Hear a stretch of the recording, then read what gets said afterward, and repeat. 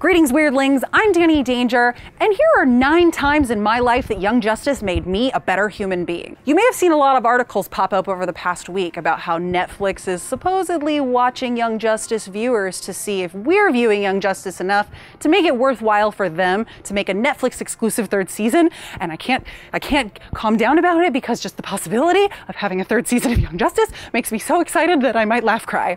I'm better now. The show is so incredibly amazing. It's chock full of diversity, different viewpoints. It takes on complicated and complex issues without really overstating them. The characterization, I love them. I love it all. Oh my God, I'm laugh crying again. Number 1.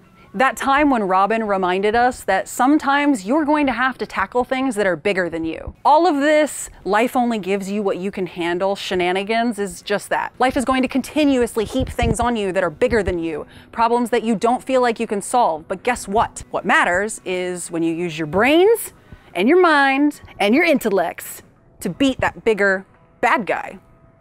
Don't be a Superboy, be a Robin. Number 2. That time when Superboy prioritized his pet. While your dog doesn't necessarily have to take a higher priority than some of the humans in your life, rescuing animals is a great thing. I love you all. I believe that humans are capable of so many great and wonderful things, but my dog is a better person than you. My dog is a better person than me. Silly new gods. Rescue animals are very important. Number 3.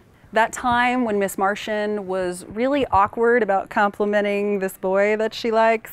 Hey, it's okay to be embarrassed, and it's okay to want to feel invisible. Seeing other people go through it, even if those people are fictional cartoons, it makes me feel less awkward about it happening to me. Yeah, definitely even if those people are fictional cartoons, I'm okay with it. Number 4 is one of my absolute favorite moments in the series. It's when Artemis tells Red Arrow that she absolutely friggin' belongs there and she doesn't give a crap what he thinks. Listen to me and listen to me very carefully. You belong in this space. You are talented, you are brilliant, you are brave, and you're more than capable. Don't let somebody else tell you that you don't belong in the space. You make space for yourself. It's actually one of my favorite things about Artemis. She gets right in everybody's face and she's like, nope, this is where I belong.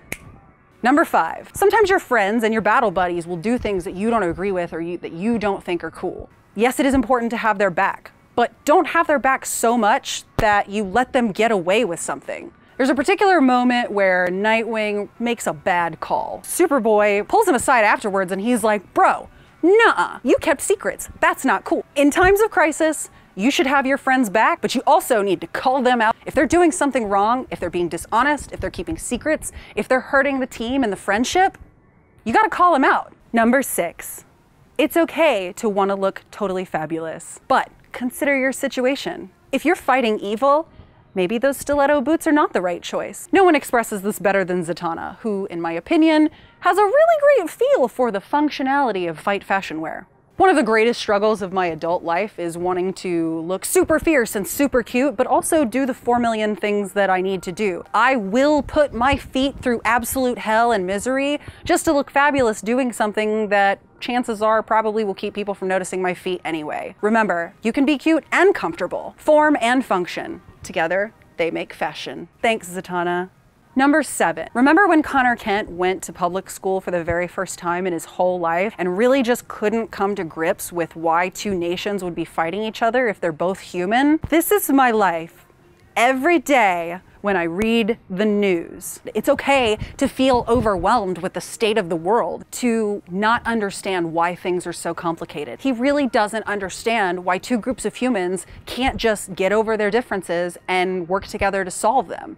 Most of the time, I don't either. Number 8. There was this great moment in the series where an all-girl team had to be sent into Bialia because Queen Bee can control the minds of men and some women. Nightwing's like, so I felt the need to send in an all-girl team because of this situation. While all of these girls are sitting together, obviously looking around being like, okay, girl, girl, girl. And Barbara Gordon is looking around at her teammates being like, we're all amazing. That is more alienating than just saying, have fun, ladies.